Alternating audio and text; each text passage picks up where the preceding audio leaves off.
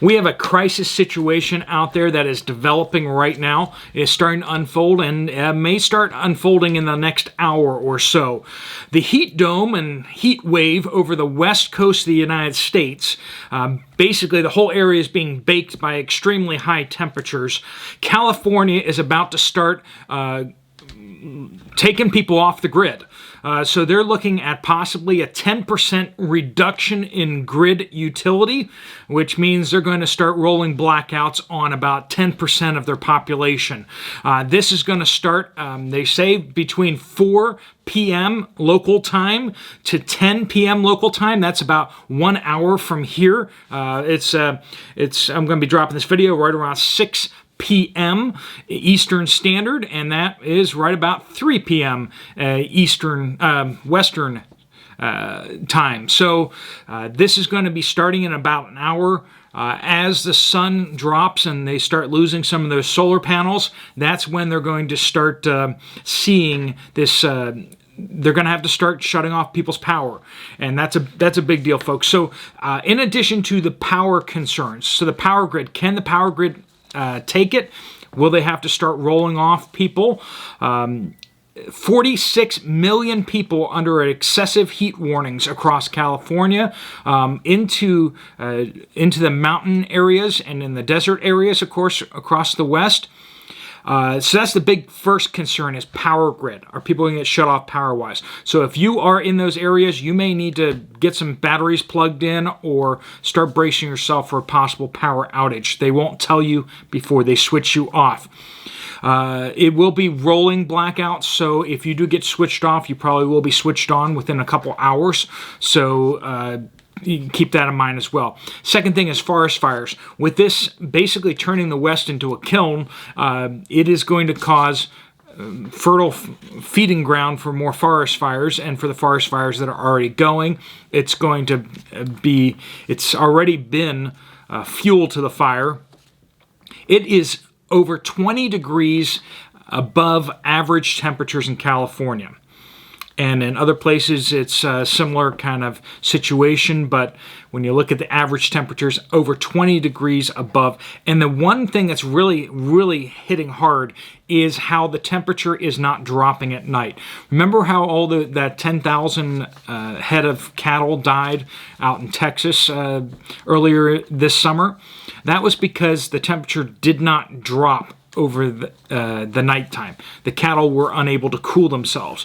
So we are seeing a very similar kind of situation setting up in California, Nevada, Arizona. So this may be devastating to cattle if they don't have access to shelter. Also, in addition to that, what we're not hearing about just yet, but I'm sure we're going to be hearing about very shortly, is the effect on crops. First effect on crops is that it's going to reduce the soil moisture level, because it's going to suck more moisture right out of the soil. And this advisory has gone into effect through the end of this week.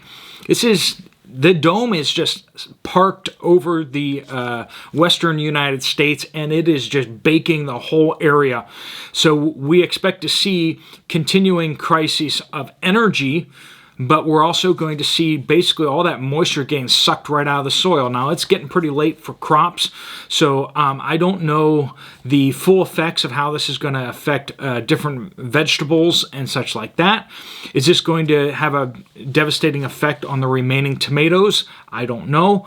I tried looking for any articles or anyone talking about this already, but no one's talking about it yet. And I can only surmise that that means that all the farmers are out in the field panicking and trying to protect their crops as best they can. This will definitely affect corn, but right now the heat dome is not in large corn producing areas, so that is not an issue just yet on a large scale. However, I know wheat is very heat dependent. If wheat gets hit by a lot of heat, it can really cause some problems, but I don't know at what stage in the development of wheat. If somebody else knows, please do pop that in the comments down below for other people, or you can shoot me an email always at poplarpreparedness@gmail.com. But then also you have to factor this in too. This is moving into harvest season for a lot of crops, and with farmers having to be out in the fields, and a lot of people out in the fields picking by hand, this is very, very bad weather to be doing that in. So we have serious concerns here from the power grid, forest fires, as well as crops being negatively impacted here. This is unprecedented. We're looking at record September temperatures. We're even looking at a record worldwide temperature possibly in the next coming days at Death Valley. For the highest temperature in September anywhere in the world. They're looking at possibly setting that in today or one of these days around here. We're going to get confirmation on that. But so that just kind of gives you an idea of how bad this is. If you are in those areas and you need your power, you might want to take that into account. Like I said, it's probably going to drop in about anywhere between 4 and 10 p.m. local time is when they're going to need to be switching people off. That may be extended to tomorrow, Tuesday, maybe Wednesday, maybe Thursday. The heat advisory kind of comes off at the end of the week. Things should be more regular there. But of course, we also have a lot of the hydroelectric dams that are offline now because they've run out of water. So there's that concern as well. So there's a lot less electricity in the system, and a lot more demand as everyone's switching on their AC units.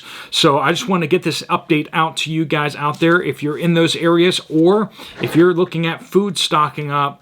I have not seen yet what the effect this will have on the crops, but there's a lot of crops that are grown out there in California, Arizona, Nevada, Utah.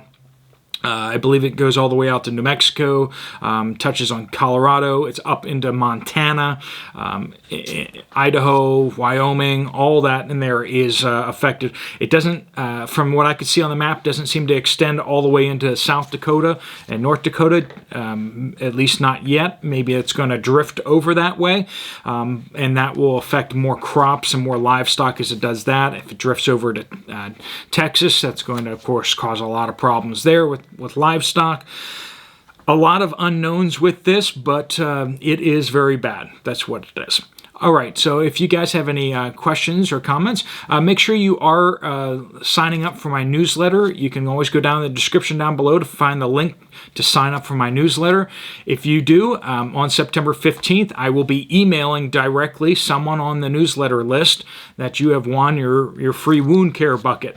You can get your own free giveaways. If you go over to Refuge Medical and you make purchases, they are giving away items depending on how much you spend over there, which can be a great deal if you do your shopping smartly. All right, folks, make sure you use the Poplar preparedness code. If you do that, that way you get 10% off all kits. You know, you want to do that as well. So if you like this video, you might want to check out this video right here from me as well. Otherwise, I will see you later. Steve Poplar out.